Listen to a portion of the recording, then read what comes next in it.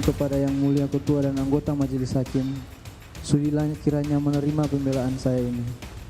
Apakah saya harus bersikap pasrah terhadap arti keadilan dan atas kejujuran?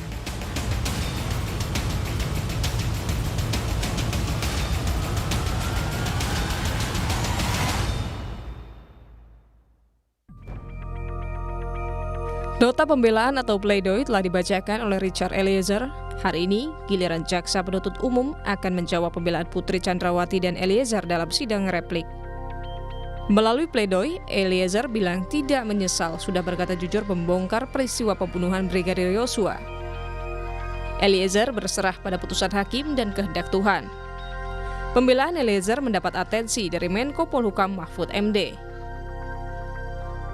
Dalam akun Twitternya, Mahfud bilang, "Saya berdoa kamu mendapat hukuman yang ringan, tapi itu semua terserah majelis hakim.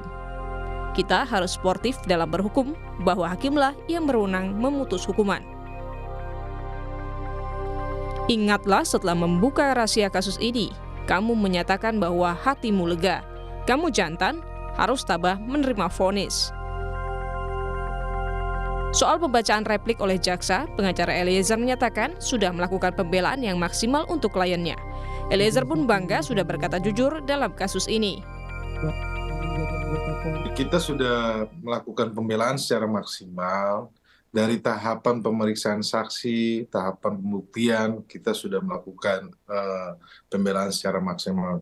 Dan pun juga waktu kita mengajukan pledoi. Menurut kami sudah melakukan yang terbaik.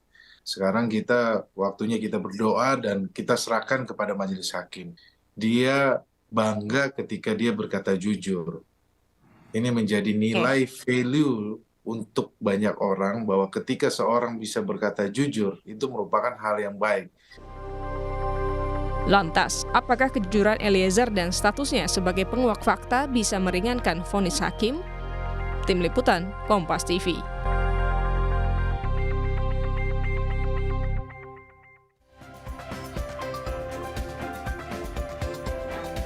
Saudara, usai disampaikan nota pembelaan atau pledoi dari para terdakwa, termasuk Putri Chandrawati dan Richard Eliezer, hari ini tim jaksa penuntut umum akan menyampaikan replik atau tanggapannya atas pledoi yang sudah disampaikan oleh Putri Chandrawati dan Richard Eliezer. Mungkinkah pledoi keduanya diterima atau ditolak? Pagi ini kita akan membahasnya dengan sejumlah narasumber. Ada pakar hukum pidana, sekaligus guru besar ilmu hukum pidana di Universitas Jenderal Sudirman, ada Profesor Hipnu Nugroho. Prof. Hipnu, selamat pagi, salam sehat. Selamat pagi Mas Bayu, sehat selalu, amin. Sebelum kita pasti harus sedikit kembali ke hari Jumat ketika jaksa penuntut umum menyampaikan replik dari 3 terdakwa, Ferdy Sambo, Ricky Rizal, dan Kuat Ma'ruf, Prof. Hasilnya jaksa penuntut umum menyampaikan kepada majelis hakim untuk menolak pledoi tersebut atau nota pembelaan tersebut. Alasannya yang saya bisa ingat sedikit, tidak ada yang kuat secara yuridis dalam pledoi ketiga terdakwa tersebut, serta semua yang disampaikan sudah termaktub atau ada di tuntutan jaksa penuntut umum, semua sudah dikuatkan di situ. Prof. Hipnu, berkaitan dengan hari Jumat, jaksa penuntut umum mengajukan penolakan kepada majelis hakim mengenai pledoi 3 terdakwa, Prof? Iya, betul Mas. Jadi kalau kita lihat replik dari penuntut umum, tetap bahwa jaksa masih berpedoman kepada rekusitur yang dibuatnya. Alasannya pertama bahwa ada ketidakkonsistennya terhadap, malah menjelaskan ketidakkonsisten terhadap FS. Pertama, dia mengakui, ya kan? Dia mengakui atas semua tindak pidana ini, termasuk obstruction of justice. Tapi begitu pada suatu pembuktian, tidak pernah diakui.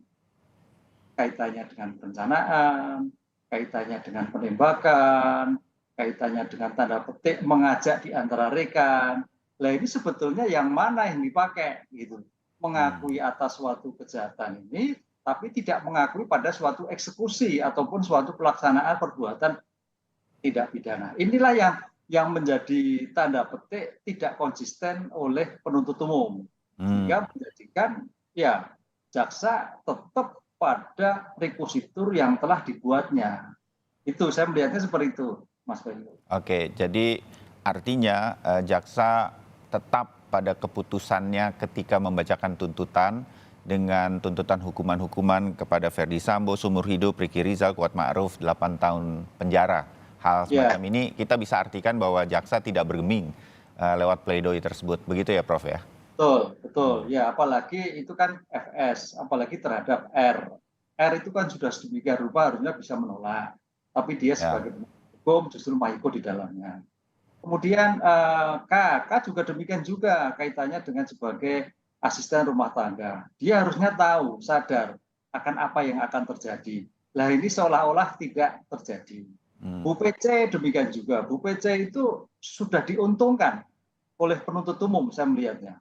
Karena kalau kita melihat Bu PC itu kan sebetulnya sebagai pemicu atas suatu tindak pidana. Sehingga harus lebih dari R maupun K kan itu.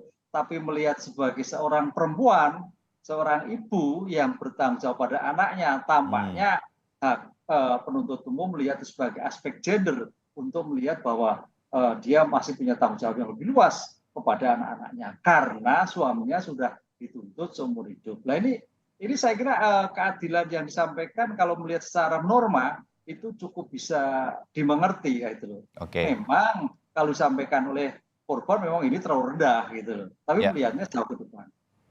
Kalau terhadap hari ini kan kita akan mendengarkan replik atau tanggapan atas nota pembelaan jaksa penuntut umum untuk Putri Chandrawati dan Richard Eliezer ya Prof, jam 10 hari ini di Pengadilan Negeri Jakarta Selatan.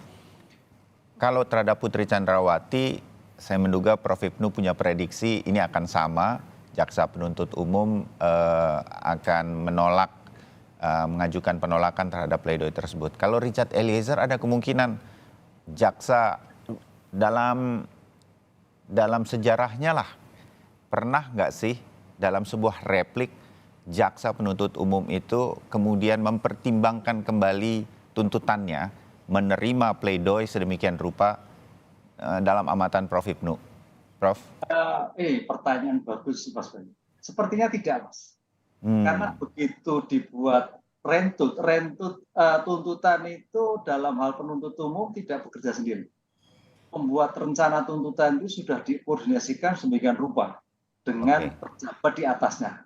Oleh karena itu terhadap replik hari ini saya kira sama dengan alasan argumentasi bahwa Eliezer tetap 12 tahun dengan catatan karena mengeksekusi.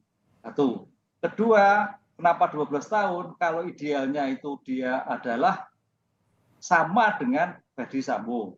Tapi karena pertimbangan GC, kan itu kan, pertimbangan GC menjadikan hukuman ringan. Ini masih tetap, karena nanti akhirnya, karena ini kan suatu perdebatan ya, masalah GC apalagi ya.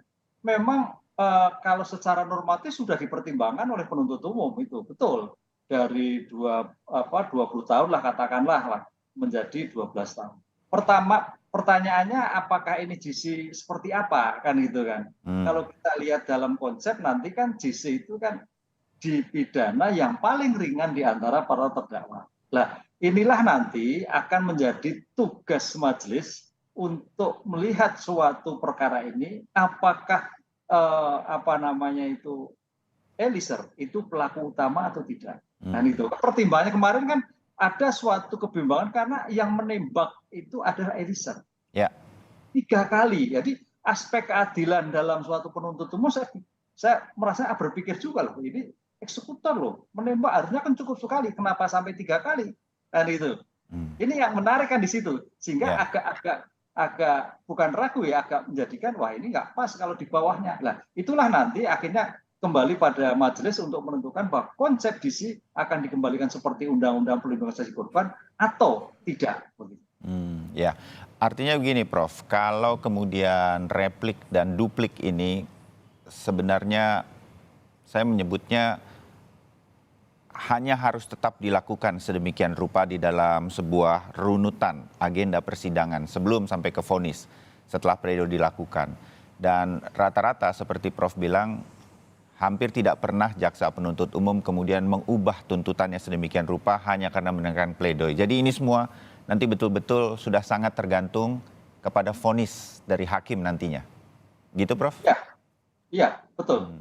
Karena nanti hakim akan melihat, karena suatu putusan itu kan hakim memutuskan berdasarkan asas negatif wedlock.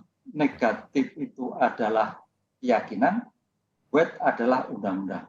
Jadi dari undang-undang alat bukti yang ditemukan dalam persidangan itu menimbulkan keyakinan majelis. Oh, ternyata berarti Eliezer ini memang betul-betul DC. Walaupun melakukan suatu penembakan itu dalam keadaan suatu yang sangat terpaksa, dalam suatu sangat tidak berpikir panjang karena atas loyalitas ya pimpinan yang tanpa batas, misalkan gitu kan.